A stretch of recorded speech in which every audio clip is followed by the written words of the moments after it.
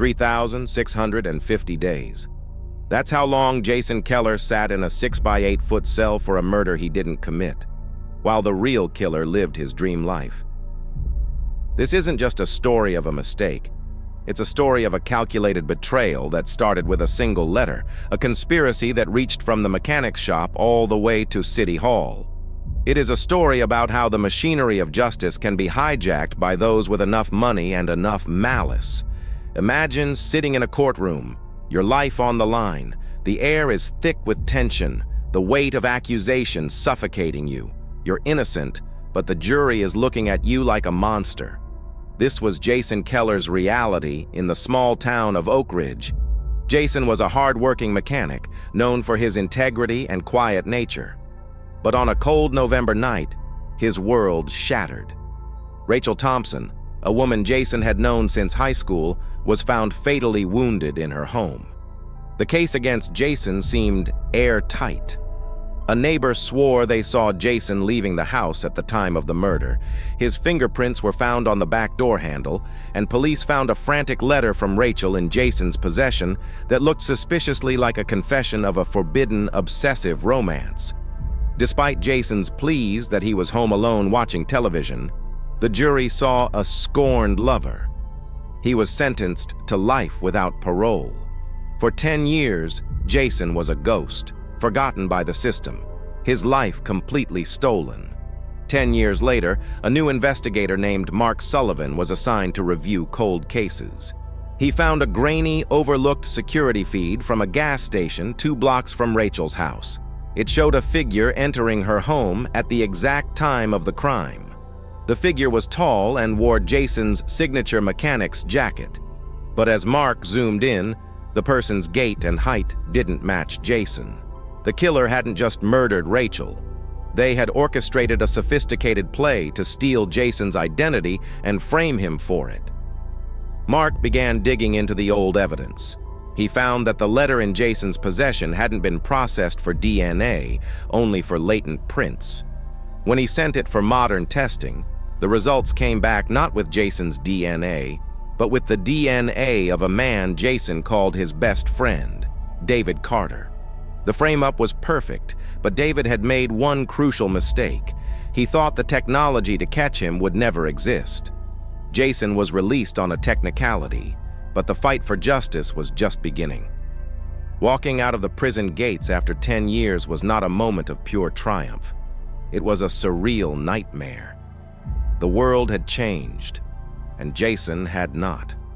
The smell of freedom was tainted by the bitter taste of lost time. He was 35 years old, but he felt 60. The town of Oak Ridge that he remembered was gone, replaced by new construction and unfamiliar faces. Jason's first stop was his parents' house, but it was empty. They had passed away while he was incarcerated, their hearts broken by the injustice. He stood in the silent kitchen, surrounded by the remnants of a life he could never reclaim. The realization hit him with physical force. He was entirely alone. However, the loneliness soon turned into a cold, hard focus.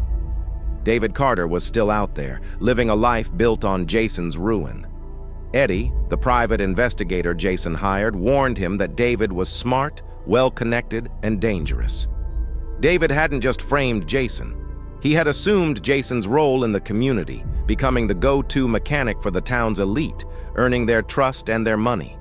Jason began to retrace his steps from that fateful night, trying to remember any anomaly, any small detail that didn't fit. He visited the library, scanning old local newspapers on microfilm. He noticed that the money laundering accusations against City Hall started right after Rachel's death, as if someone was trying to bury the truth under a headline-grabbing murder.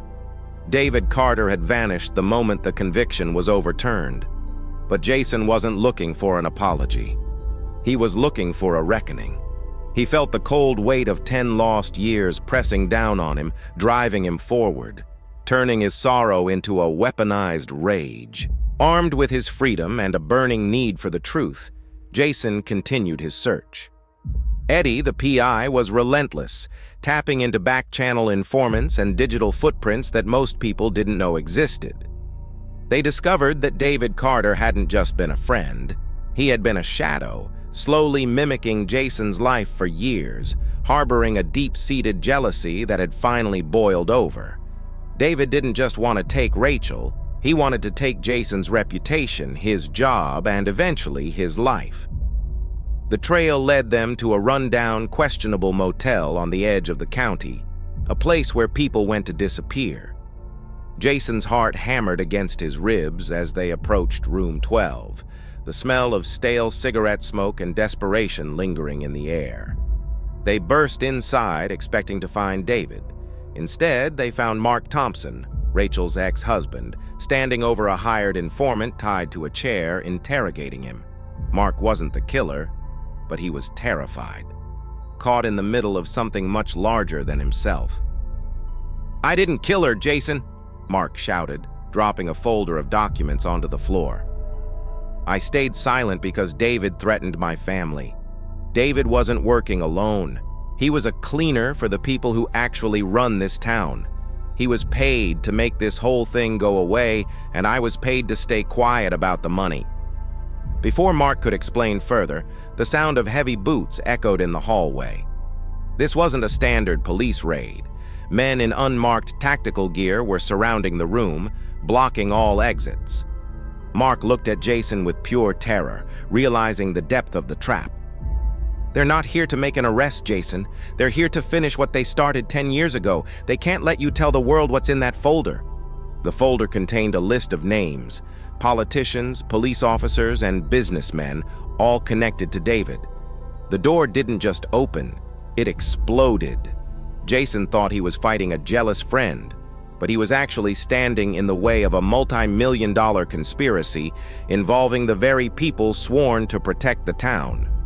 The truth was about to come out, but it might be the last thing Jason ever hears. As the tactical team stormed in, a voice commanded them to hold. Stepping through the smoke was Detective Olivia Grant, the original lead on Jason's case. Jason felt a surge of rage, but Olivia's face wasn't one of malice. It was one of deep, profound regret. She had been investigating the corruption from the inside, but had been too afraid to act until now. "Jason, get back," she commanded, her voice shaking slightly. She wasn't there to kill him. She was there to protect the evidence and ensure the truth finally emerged. She revealed the ultimate secret. Rachel Thompson wasn't killed over a love triangle. She was an accountant who had discovered a massive money laundering ring involving Oak Ridge's local politicians and influential business owners. Rachel had threatened to go to the FBI. David Carter wasn't just a jealous friend. He was a paid enforcer for the ring, using the chaos of the love triangle as a distraction. He had framed Jason because Jason was the perfect, low-profile scapegoat to distract the town and the police from the real crime. The letter found in Jason's possession was forged by David, utilizing old notes he had taken from Rachel over the years. Olivia revealed that the local police force had been completely compromised. The captain was on the take, and even the district attorney was involved. That's why Jason's alibi had been so easily dismissed. The investigation was never designed to find the truth. The warehouse standoff was just the beginning. David had anticipated that his motel enforcers might fail, and he was already fleeing toward the state line. Jason, accompanied by Eddie, launched into a dangerous pursuit across the county. They were running on adrenaline, the road blurred by the rain and the urgency of their mission. David was driving a high-performance sports car, likely bought with the dirty money he had accumulated. Jason, in a beat-up sedan provided by Eddie, had to rely on his knowledge of the local back roads to keep up. The chase was dangerous, a game of cat and mouse where the stakes were life and death. As they neared the state line, David's car spun out, forced off the road by the slick conditions. Jason blocked the road, stepping out of the sedan, his heart pounding in his chest. David emerged from his car, looking bruised but frantic, a gun held loosely in his hand. "You don't understand, Jason!" David shouted over the roar of the rain. "They made me do it! If I didn't frame you, they would have killed us both!" David's confession was a desperate attempt to justify his actions, a plea for understanding from the man he had destroyed. But Jason was beyond reasoning with. The years in prison had hardened him, and the betrayal was too deep for mercy. "You made your choice, David," Jason said, his voice calm and cold, the sound of the rain echoing his words. "And now you have to live with it."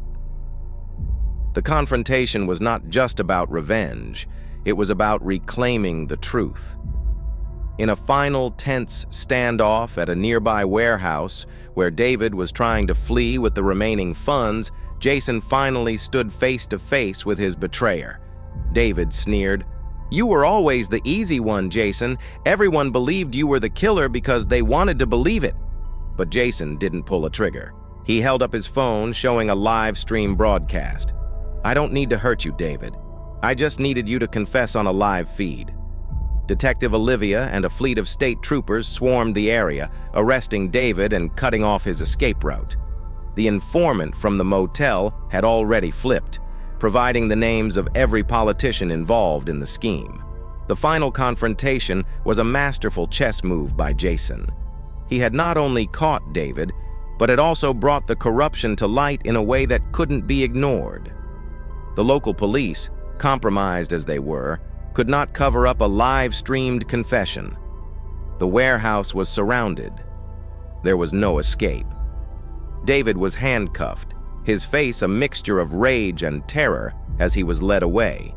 The conspiracy, once so powerful, was dismantled in a single night. The air was finally clean. The weight of the injustice lifted. David Carter and 4 city officials were sentenced to life. I couldn't get my 10 years back, but I made sure that their secrets would never stay buried again. I entered that prison a mechanic, but I left it as the man who broke the cycle of lies.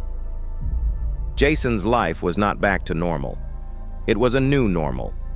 He started a foundation to help other wrongfully convicted individuals, using his story to fight for change within the justice system. The town of Oak Ridge was slowly rebuilding, trust being restored in its institutions.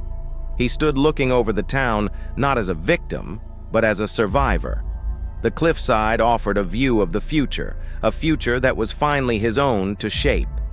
The 10 years in prison were not just a lost time, they were a crucible that had forged him into someone stronger, someone who could not be broken.